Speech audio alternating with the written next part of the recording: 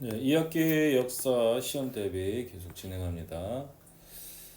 기억에 들어갈 말로 알맞은 거 조선시대 통신제도로 현장자서 이게 봉수제죠, 그죠? 조선은 긴급한 상황을 신속하게 알리기 위해서 봉수제를 사용했습니다. 다음 밑줄진 기억을 뒷받침 내용으로 알맞은 것은 조선이 실시했던 4대 교류에게는 큰 나라인 명을 섬기고 이웃나라 여진 일본과 가깝게 지내는 겁니다. 이게 4대 교린 정책이에요. 조선은 명과 4대 관계를 맺어 정치적으로는 왕권의 안정을 꾀하고 조국무역으로 문화적 경제 이익을 추구하였고요. 또 조선은 해마다 명의 사신을 보내어서 임산 등의 토산품들을 조공품으로 보냅니다. 그래서 명으로부터 약재 서적들을 담례편을 받아왔죠. 그죠?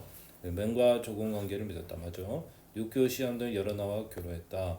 해마다 서적 조공품이 아니라 답례품. 우리가 조공을 했으니까 받는 답례품이었어요. 답례품이었어요. 조공을 했을 때 받는 받는. 3번이 틀렸죠. 가에 들어갈 말로 옳은 것은 조선은 일본의 제포라든지 부산포, 연포, 산포를 개항하여 제한적인 교육을 허용합니다. 그죠? 그래서 사군 육지는 외국하고 상관없이 여진이죠. 그 다음에 국경지에 무역소를 설치하여 교회가 있다. 이것도 여진입니다. 사신을 통해 마을 인산 등은 명나라고요. 조선이 요동정보를 추진하여 대립하여 된 명나라입니다.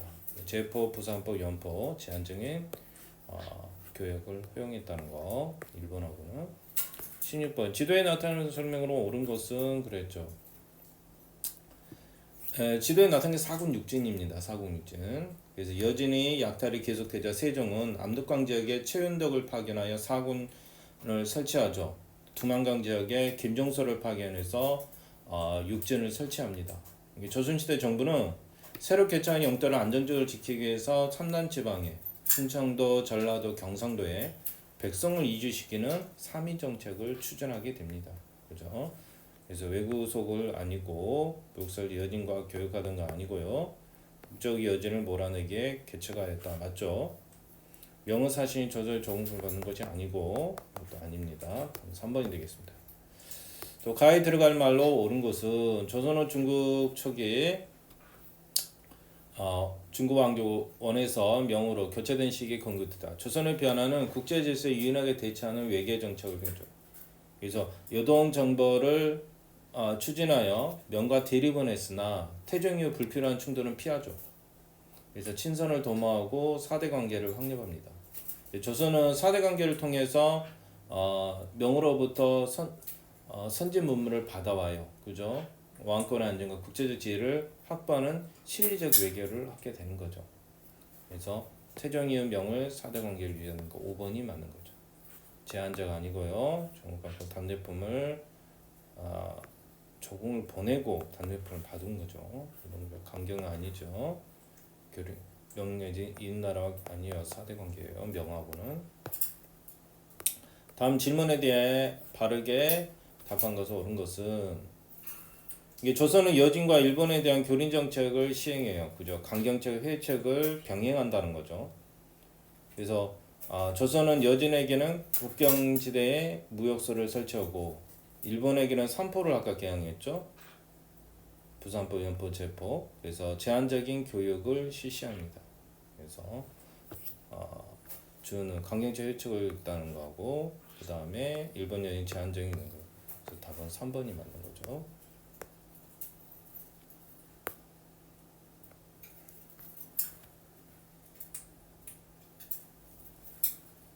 다음 기억에 들어갈 정치 세력으로 알맞은 것은 교였죠. 그래서 기억에 들어갈 정치 세력은 살인 세력입니다. 뭐라고요? 살인 세력.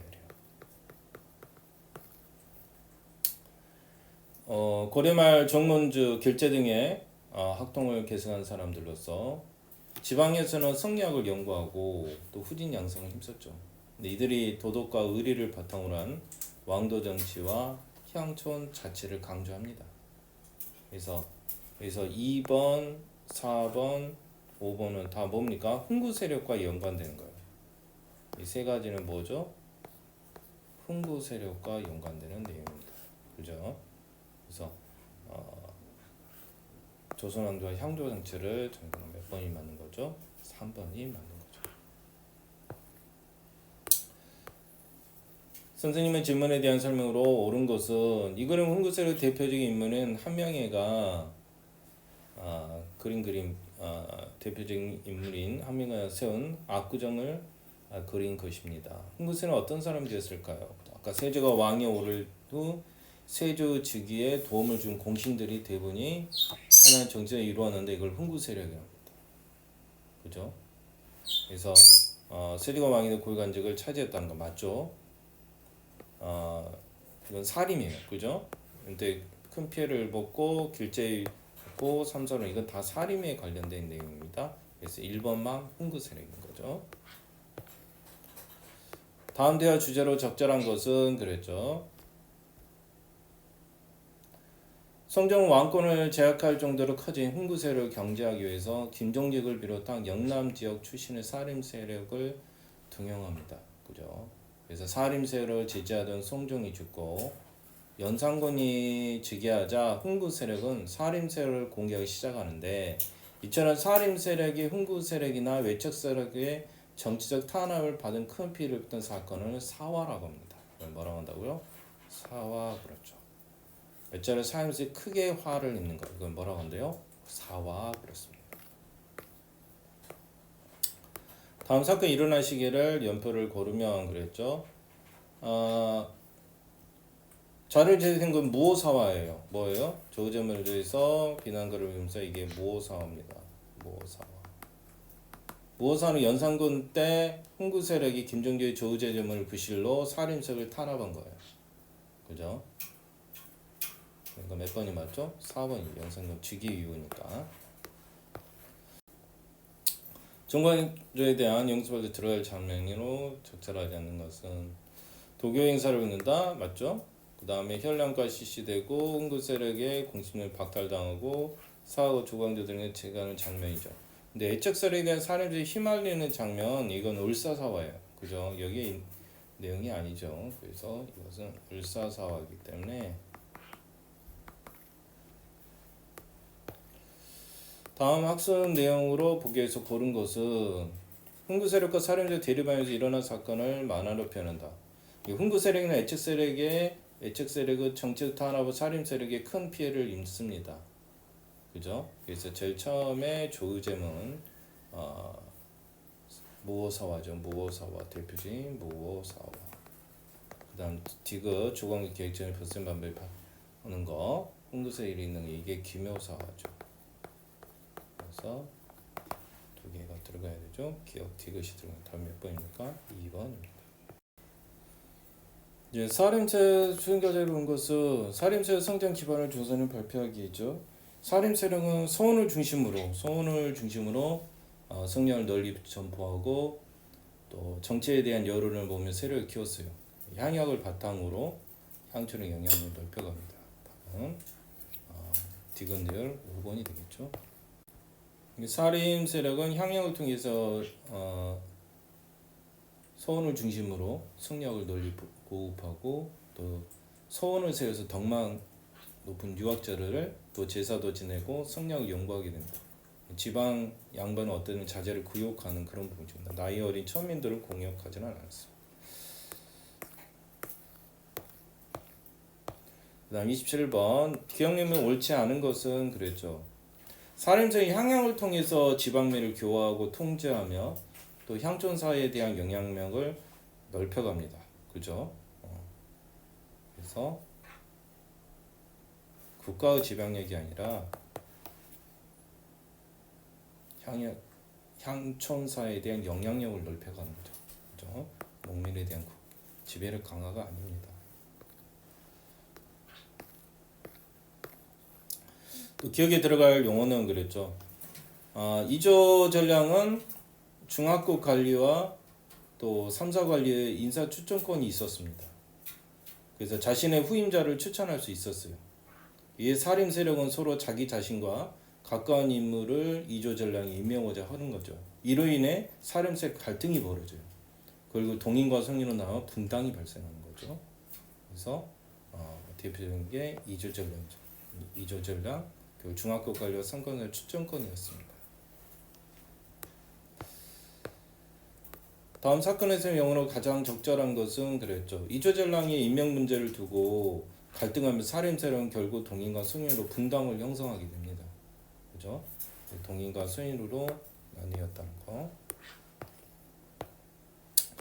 가다를 일어난 순서대로 바르게 나타나는 것은 제일 먼저 성종 때 살림 세력이 제일 먼저 정계에 진출하죠. 가가 먼저죠. 그 다음에 연산군 명종 때 여러 차례 사활을 겪으면서 살림 세력이 위축이 돼요. 훈구 세력이 탄압을 받잖아요. 결국 그 다음 나가 되고 그 다음에 이조전랑 임명 문제로 결국 동인과 소인으로 분당을 이룹니다. 답은 몇 번? 1번이죠. 순서적으로요. 네, 가에 들어갈 말로 옳은 것은 그랬죠.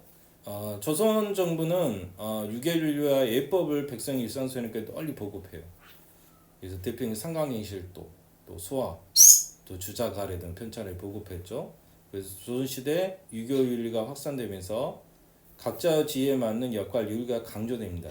예, 임금과 신하, 부모, 자식 등이 남자 여자 사이의 모든 서열 등의 구분을 중시되었던 거죠. 그죠? 그래서 가정에서 주자가래 예법을 따랐죠. 유교윤리 기본적인 수학이 보급되었고요. 답은 1번이네요.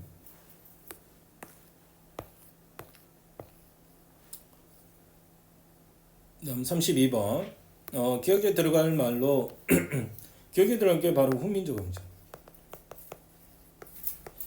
한자와 근데 어려운 경우에 세종은 훈민조금을 반포하는 거죠. 그렇죠?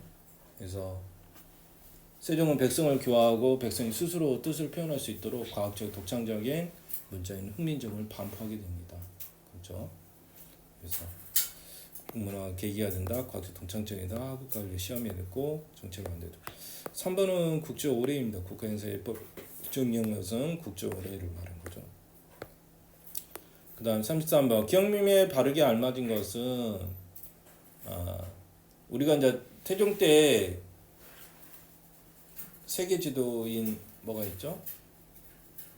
혼일 강림 대역지도. 이게 이제 혼일 강림 대역지도가 이게 바로 이제 세계 지도야. 세계 지도. 답이 4번이네. 동국통감은 고조선부터 고려말까 역사를 정리한 책이에요. 역사를 정리한 책. 동국통감 역사책. 역사책이라는 거. 그 다음에 아까 국제의례는 말했죠. 국가행사에 대한 예법을 정리한 거라고. 국가행사의 예법을 정리한 거라고. 또 경국대전은 조선의 통치 규범을 수록한 법전이에요. 법전. 조선의 법전. 경국대전입니다. 삼강행실도는 아까 유교윤리를 글과 그림을 표현했다는 책이죠. 상강 유교윤리를 글과 그림으로 표현한 책입니다.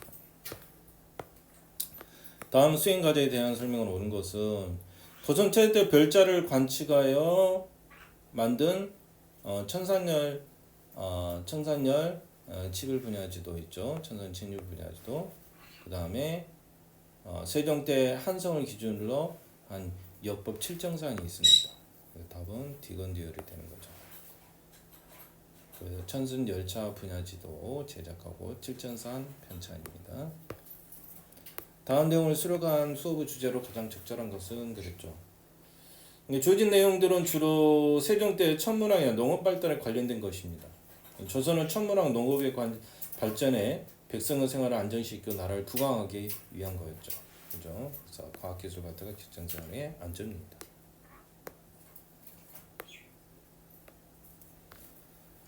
그 다음 36번 다음 과제에 대한 수행으로 옳지 않은 거 그랬어요. 강문학을 측정한 것은 양부일기가 아니라 추극이에요. 추극이 3번이 틀렸네요. 앙부일기는 해와 그림자를 본 시간을 측정한 해시계예요. 해시계. 그죠? 앙부일기는 뭐라고요? 해시계예요. 해시계.